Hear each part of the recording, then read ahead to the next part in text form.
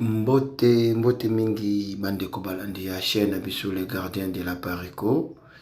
Lokola momesano toujours tolalaka pongi te mpona komemela bino toujours ba information ya bien. Mais information ya lelo ezali mingi ya kozonga no mwa moke nsima.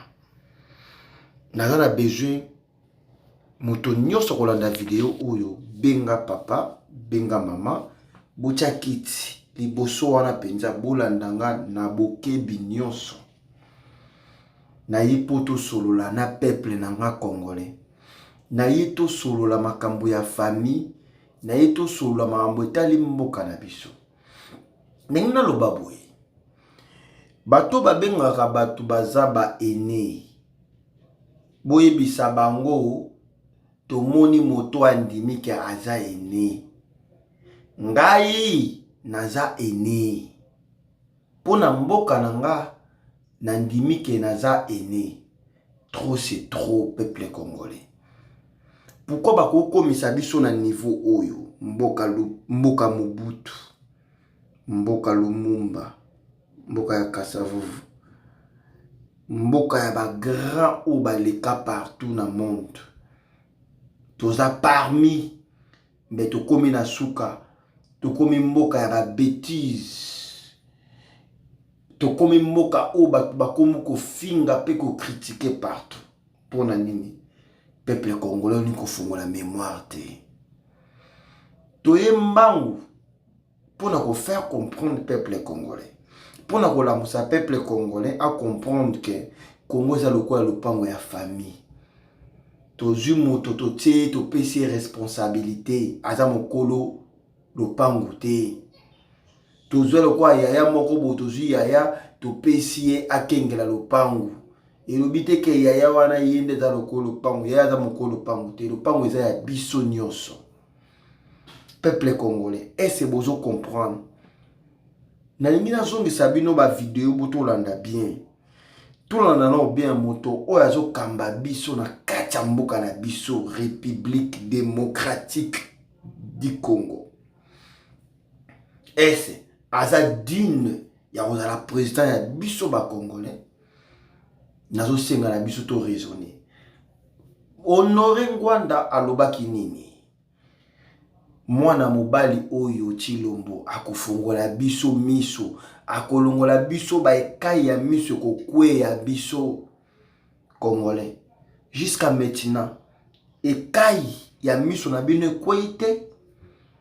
Jusqu'à maintenant, vous comprenez quelque chose te.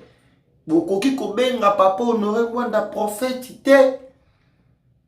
Nyonso ya lobaki eza kokokisa mana minute oyo. Bokomona moto oyo amemeli biso distraction eza ya ye. Bokomona moto oyo amemeli biso nyonso ya mabe ateki mboka na biso. Azali moto oyo azali Kabila D. Kabila ase maske. Kabila abombami na kati ya nzoto ya Chilombo. Yango makambo Honoré Ngwanda lobaki. Azo kosala continuité ya Kabila siko na ndenge ya mabe. Lelo batu ba Congolais bakomi kosenga Kabila zonga. C'est ça eloko Kabila lukaki. Ya kotiela biso moto oyo pour bo comprendre que lobby bobimisa Kabila abima lokola patron, abima lokola politicien ya solo na kati ya Congo. Moto oyo Congolais tiela motema. Peuple congolais, est-ce que vous comprendre? Toko fungola mayele to comprendre que génie ni oyo ezali na kati ya ba Rwandais, na kati ya Imatuti, ba sali biso ba congolais, ba bimisi biso lokola ba zoba. Po ba diriger biso ba sakana na biso. Tant que eza ba jena bango ezala Kabila, ezala Chilombo, Chilombo ye ezali Kabila 2, mais a changé poso. Alati poso mosusu pona ko distraire peuple congolais. Ndeko nanga tolamuka. Na otiela bino video oyo pona ko zongisa peuple congolais. Apo tozo zonga na kati ya plateau na osenga régie. Régie yoka kolela nanga régie. Tiela nga video oyo. Après tozonga na kati ya plateau, il faut to fungola peuple congolais. Peuple congolais, il faut bo fungola matoi, to fungola mémoire, tozonga na temps. to comprendre que batu oyo bakotikala jamais kosala bolamu na biso tozo souffrir bango bazo vivre na condition bien toyebi condition nini Tshilombo ayelaka pouvoir lelo Tshilombo akoma ndenge nini Tshilombo lelo akoma na classe nini ngana yo est tozalaka na souffrance peuple congolais tous les promesses Tshilombo apesaki biso est akokisi yako na osenga na régie bozongisa biso na sima makambo Tshilombo alobaki na sengi bozongisa biso na sima tolanda allez toleka eu l'habitude de faire avec tous les candidats à l'élection présidentielle. On va vous laisser 5 minutes face à vos électeurs, bien devant le micro. Une caméra est là pour vos électeurs qui vous suivront sur YouTube. Pendant 5 minutes, pourquoi voter pour vous? En lingala, français ou dans la langue de votre choix. Bien, merci. Pourquoi voter pour moi?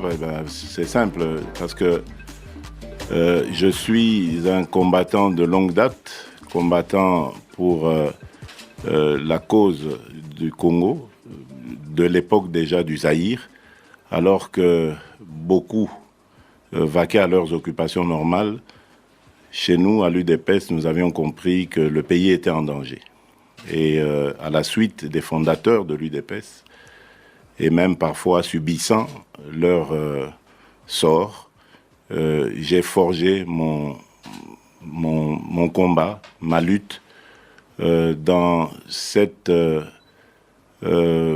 ambiance pour libérer le peuple zaïrois à l'époque, devenu congolais par la suite, libérer de l'oppression, de la dictature et emmener notre pays dans un contexte d'état de droit, un État où toutes les libertés sont garanties, un État où la loi est au-dessus de tout le monde, un État qui se tourne vers le bien-être des citoyens, qui les protège et qui fait leur promotion, qui veille à leur épanouissement. Nazali Mwanamboka, na kota na politique depuis Kala, j'ai plus de 25 ans de vie politique. Je crois savoir exactement ce que veut mon peuple et le mérite que j'ai, c'est la constance. Depuis que j'ai engagé ce combat, je n'ai flanché à aucun moment. J'ai continué en ayant la foi en Dieu d'une part, mais dans le combat que je mène, dans les valeurs pour lesquelles je lutte.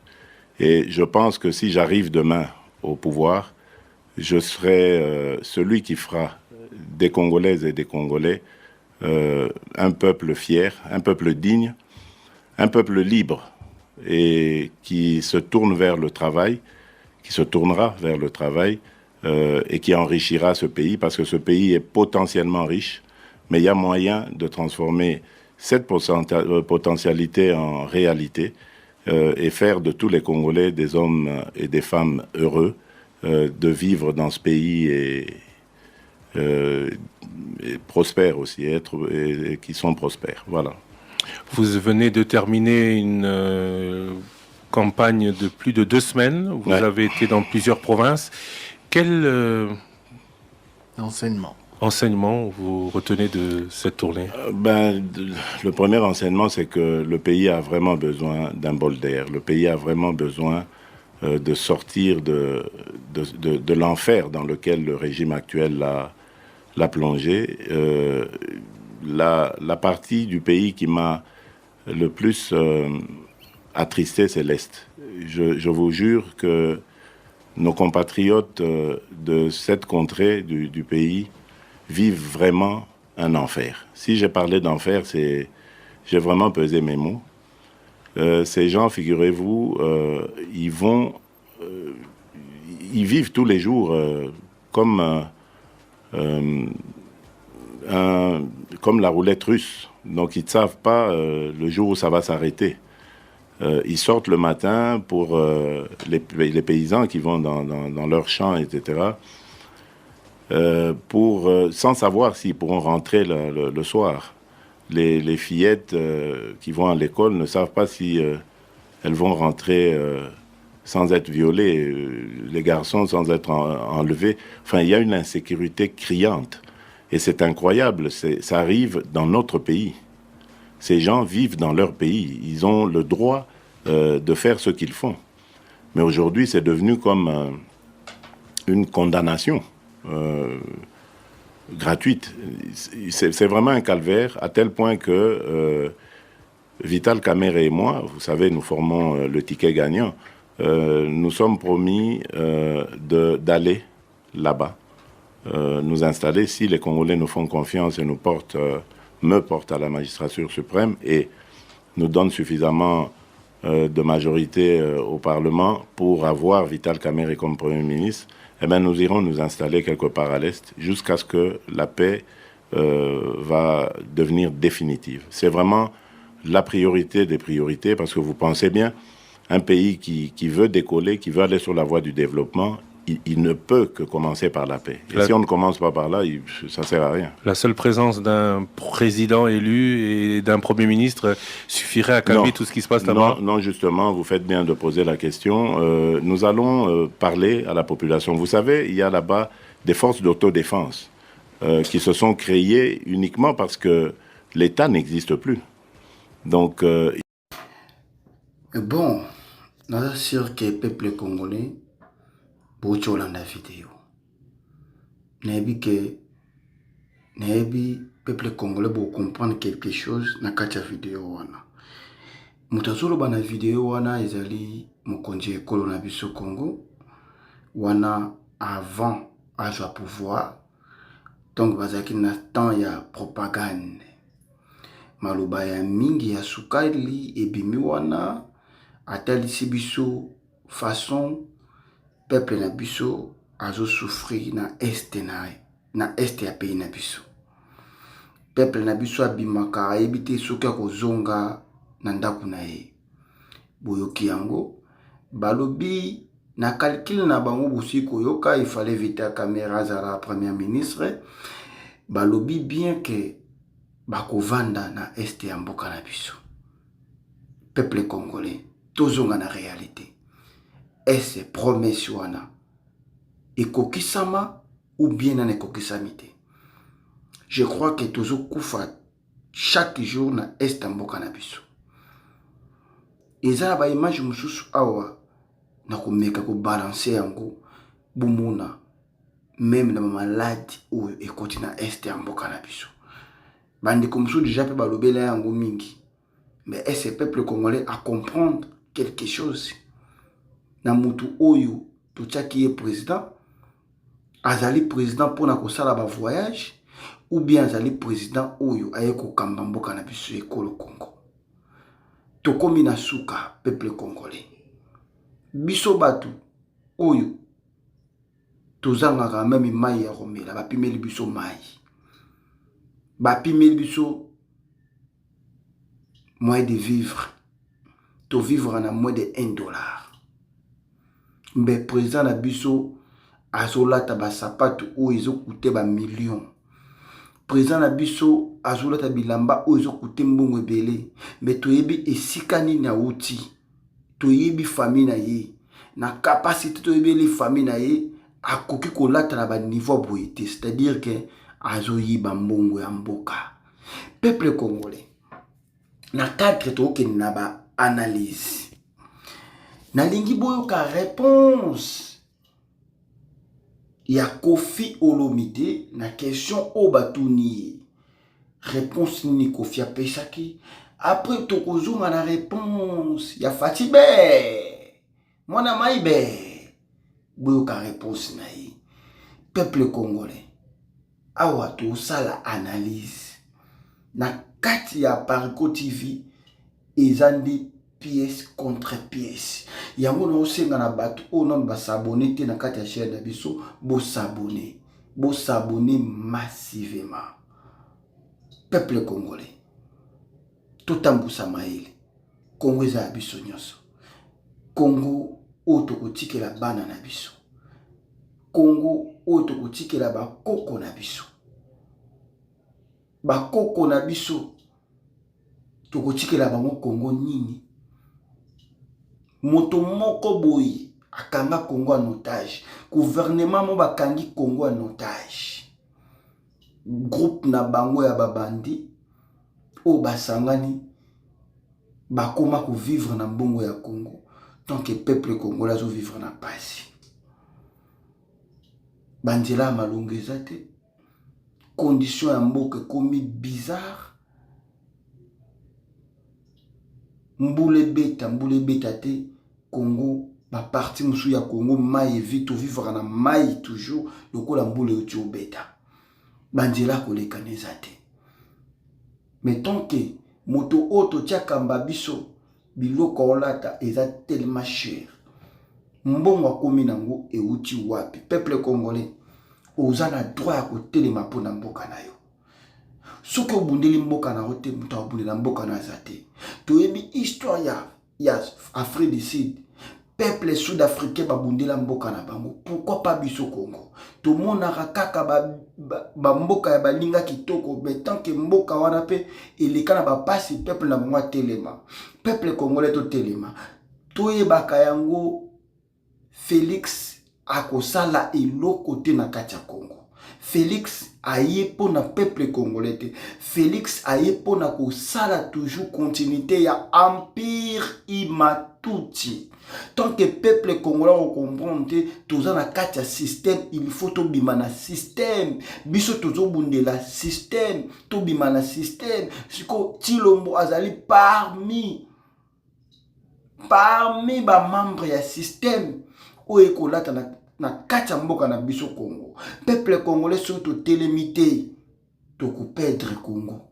Nazo senga bolanda ba bandi ya escroc iloba nango mama na ngai o alobaka ming la reine Kimpa bangulu yo na bantaba yo bolanda bandi ya escroc o ba otiko ndenge basangana na kati ya parlement partout bazwaka ba mbongo ebele pour ba nyoko la peuple congolais. Na lingi botala analyse oyo ya Kofi Olomide na réponse au Kofi apesi après avoir tokozonga na réponse ya mon konzi ekolo na biso to comprendre que moto nini oyo to tina mboka na biso est azana idée ya ko aider peuple congolais ou bien azana idée ya ko aider peuple congolais ou bien aye ko sale la peuple rwandais.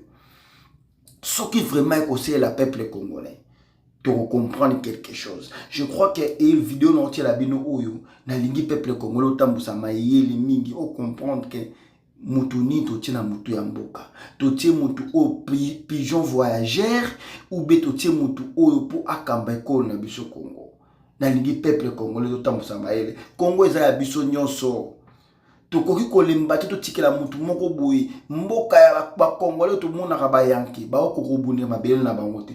Peuple congolais to telema bolanda vidéo to kende régie tiela biso vidéo tous les cas 5 000 hein? Ouais, 14 millions de francs. Si vous avez un kitisi yango, babangi te gino ba député bazana moins compétent ou ba bila bango ke basana bango rien ngo ta ba futi bango ba osepelaka ba ozona bango kaka. Si vous différence en bon wana, ba ki absolument clairement bango na budget ezaki prévu pour foutre un salaire ba na bango, ba ki absolument ba otonga ba chaque commune par exemple ça c'est comme na mama ye monango. Embouteillage ici là ba po ba tout ba kenaka na mama ye wana. So ba lebi penaki ba sala ba décentralisé. To sala ta 3 communes, maman et momoko. Tout ça, la commune à 20 combien? Tout ça, district, 4 districts. Chaque district a la maman et momoko. Et nous, on y peut être zangi, puis à la tabongo. Nous avons le baraboye. Et c'est un peu dans le comme ça. Nous avons pété dans le damara chaque jour. Le long, on a besoin de la crevette dans l'imondo. Mais ça ne suffit pas. Ce qu'on a zolia, comme moi, bon guité. Mais tant qu'on a un zélo, on a un débat, tu vas au tambola. Batu zangi tout.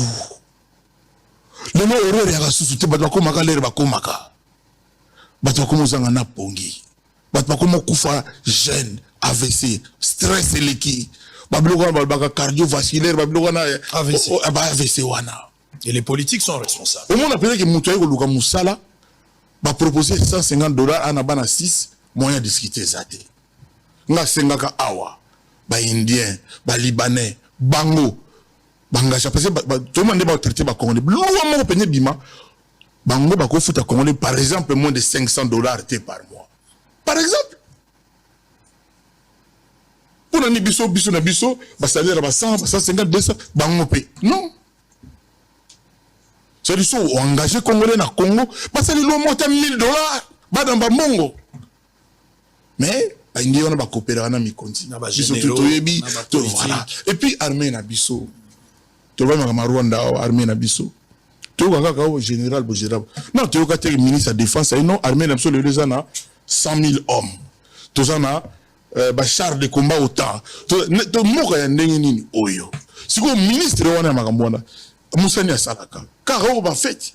Anniversaire, moi, moi, c'est na Bali. Moi, petit sera moi, c'est na Bali. Kabablo, Bongo. Au moins, on va indisposé pour le ministre de la Défense. Va tirer tribune, va m'absenter, mais là. Mais c'est la commune nini. Donc, les lots, si le député va $5,000, pour nous, c'est encore trop. Est-ce que vous avez le lot comme madame? Pour nous, c'est encore trop. Ah, pour la députée. Et nous, on est notre perdre, ce que tu as dans la bangote. Dans le bagage, awa.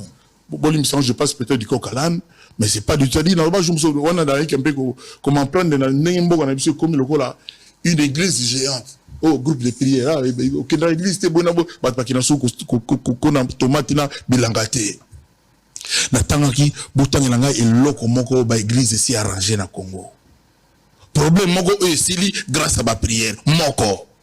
Ça fait 12 ans et t'as batanga raté. Il y a un lobby. Ceux qui parce que les députés, pour nous, il fallait pas bénévole. Presque bénévole. C'est-à-dire, tout le monde linga Congo. Parce que il y a un promettre des tout. Mais rien ça la. Et c'est toujours comme ça. C'est récurrent. Togosuka wapi. Togosuka wapi. Nini batu bakozanga muri ya mboka na baona niveau yo. Makama ba sénateur papa rangai. Vous avez des candidats. Bolimbisa ngai. Au désistant. Na yebite ke makama sénateur ya bongo. Ngana okaka benga bango ba honorable.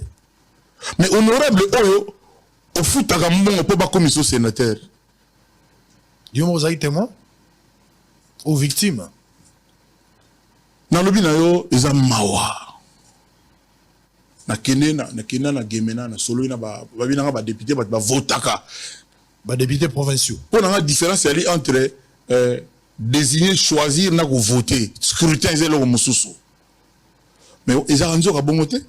C'est-à-dire les a coterie, c'est-à-dire parti ils ont imposé, c'est-à-dire na komi kuna na solo na bato ne la ba na ya la que na solo da ba on a lobi na ba voilà na comme sénateur pour na boyer. Or bato mingi va voter bon bana besoin de le battre.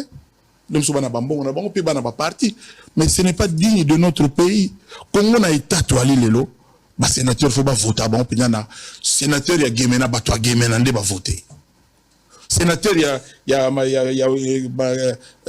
Katakokombe, bah toi Katakokombe va voter bango. Pourquoi changer la constitution? Parce que après bah so bien honorable, aux hommes on appelle aux honorables, alors que fouta kimbong, alors que bah désigner qui yo. C'est un résultat de corruption. Non, le président est mort, mais ils continuent dans le cas, ce n'est pas normal. Ce n'est pas, et puis, il y a un cumul de mandats à niveau. C'est-à-dire, Moutako, il y a 10 mandats. Azal Maïlandé, attends, Highlander, Nakokate. Namboka, le Congo, c'est-à-dire, Batbazo Tanga, vigile. Bah licencié bah comment va vigile bah madame soit la médecine bah comment bah misala n'importe quoi comment na ba wewa Moutakomi n'a plus de 80 ans bah linga tika musalate bazo compter na qu'il peut encore donner non vraiment non il a montré ses limites mais bien na ko lo baté ngai na ebité Congo na kati na ngaso eza ndenge nini on a zo bino ya sincère quoi eza na ebité moko lokola biso mama ye moko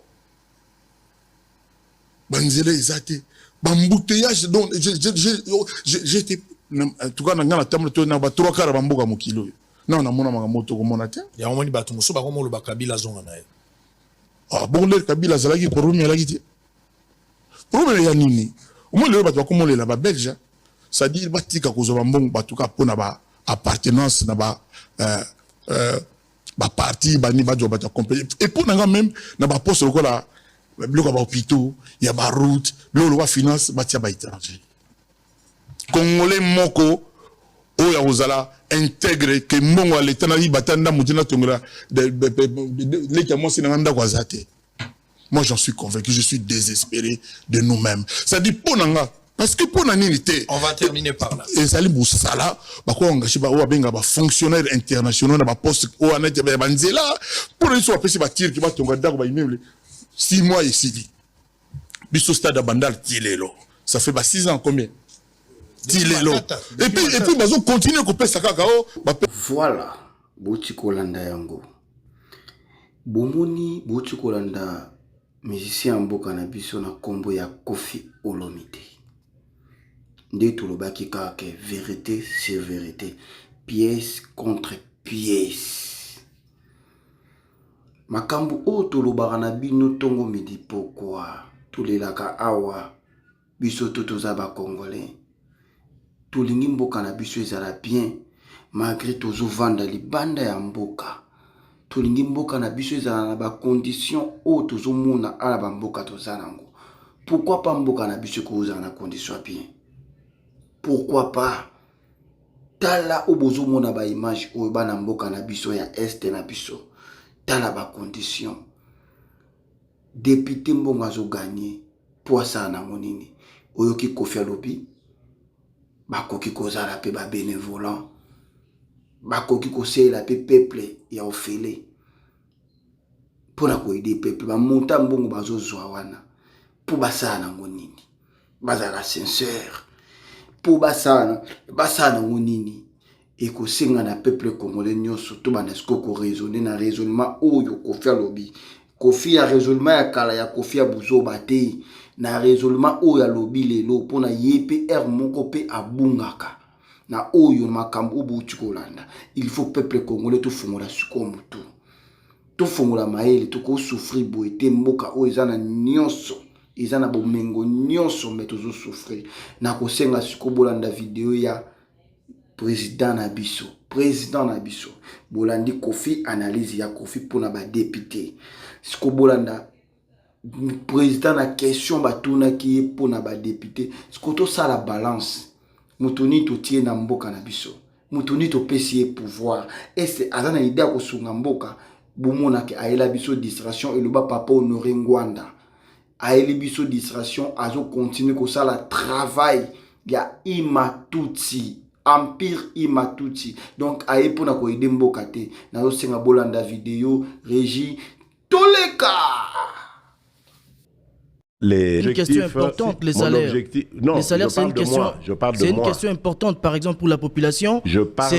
Par exemple pour la population, la population, elle trouve justement anormal qu'un député national soit payé un montant de 21 000 $, alors que vous avez aux côtés les enseignants, les militaires, les policiers qui ont des salaires que nous connaissons. Oui. Vous avez parlé dans votre dernier discours des 400 000 francs congolais pour le salaire des enseignants. Ok, bon, ça va. D'abord, on va procéder par des calculs puisque vous voulez jouer à ce jeu-là. D'accord? Oui. Je vous l'accorde. 21 000 $, je n'ai pas de preuves, mais je vous l'accorde. 21 000 $, allons-y. Vous faites fois 500 parce qu'il y a 500 députés, n'est-ce pas? Oui. N'est-ce pas? Oui. Ok. 10 millions. Combien il y a d'enseignants? 600 000, le dernier chiffre. Ok. Vous réduisez le salaire des députés, là, des 500, à... Combien vous voulez leur donner? 5 000? Oui, 3 000? par exemple. Il y en a beaucoup qui ont proposé. Donc tout le surplus, là, les 18 000 là au-dessus, n'est-ce pas? Vous faites fois 500? Ça peut faire plusieurs kilomètres de route. Non. Ne me faites pas de diversion. On parlait des enseignants. Vous commencez à parler des routes. Réduire le train de vie des institutions pour investir dans les projets de développement. Ne faites pas de diversion. Ça peut faire gagner à l'État de l'argent. Ce surplus que vous avez, est-ce que vous réglez le problème des enseignants? Ça peut, ça que je veux dire. Ça peut trouver des solutions à d'autres problèmes. Ben voilà. Oui. Mais attention, est-ce que vous savez ce que les députés font pour dire que c'est trop? C'est ça le problème. Le député, son rôle, c'est de rentrer à chaque vacances. Et ils en ont 2 par an. Donc il y a la session de mars et la session de septembre. Quand il y a vacances, lui, il doit rentrer dans son patelin, dans sa circonscription, pour aller recueillir les avis et considérations de ses concitoyens. Il n'est pas payé pour ça. Et il le fait avec quoi? Même avec si son argent. Beaucoup ne les font pas. Et vous connaissez les problèmes de notre pays. Vous les connaissez. Quand on voit un honorable, honorable, il doit payer tout ce qu'il y a deuil. Quand il y a un deuil, honorable, même si ce n'est pas de sa famille. Non, on a un deuil ici, honorable Fouta. On a un problème d'électricité, honorable Fouta. Ils doivent avoir quand même des moyens. Quand vous les réduisez à 3 000, d'accord? Je veux bien. Mais ils deviennent quoi alors? Ils rentrent comment chez eux? L'idée, ce n'est pas de clochardiser les députés.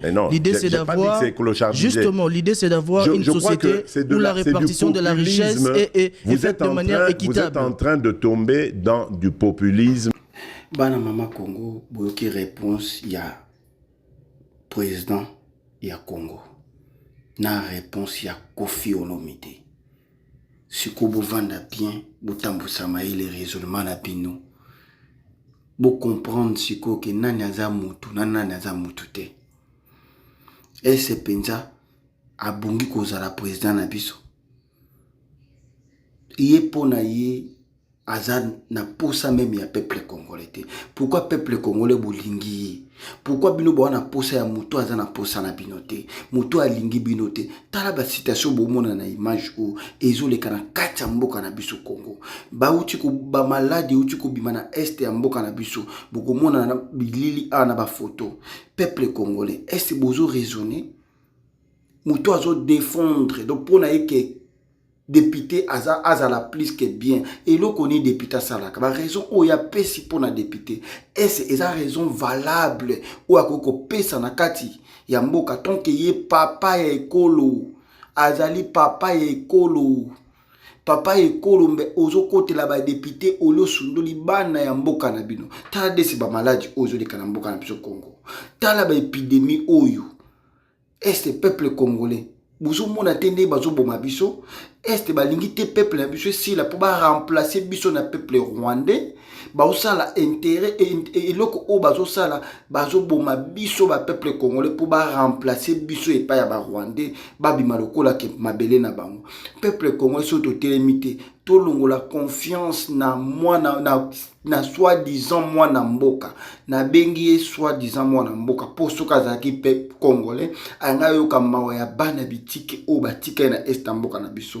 ata mokolo moko te atika même côté misa même kokita même drapeau na ba mort ezoli kana mboka na biso mais to uti komona ye na matanga ya pasteur ou akufili mwasi na ye mama ni matanga ya mama Blanche mais bande ko na biso ba kufa na est ya mboka na biso ata mokolo moko te to mona ete na est ya mboka na biso bato ba uti ko kufa na ba bombe batindaki kaka muyaya ye atikala komona na te est muto aza congolais penda est muto aza aosa pona ba intérêt ya congolais peuple congolais to lamuka to fungola maili to fungola misu biso muto souffrir vraiment baboma biso kamba moto sila ole baboma biso ndambu mutu oyo ayeko sala intérim ayeko sala musala ya Kabila Hippolyte Kabila tout le peuple congolais ingeta merci beaucoup au revoir.